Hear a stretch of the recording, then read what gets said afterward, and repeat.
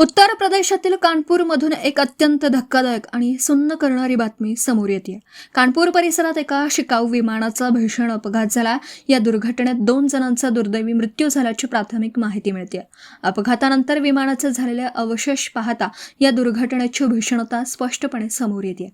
उत्तर प्रदेशातील कानपूर परिसरात शिकाऊ विमानाला अचानक भीषण अपघात झाला. उड्डाणादरम्यान घडलेल्या या दुर्घटनेत विमानाचा चक्काचूर झाला.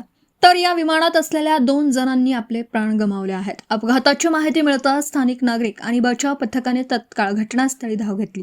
घटनेचं गांभीर्य लक्षात घेऊन प्रशासनाकडून तातडीने बचाव कार्य सुरू करण्यात आलं.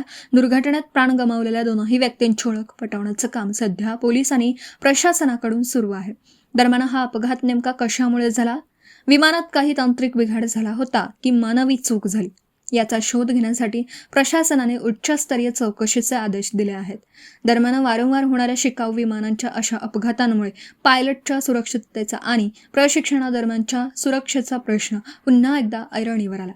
पोलीस आणि नागरी विमान वाहतूक विभागाची टीम सध्या अपघातस्थळाची पाहणी करत असून तपासांती अपघाताचे मूळ कारण समोर येईल.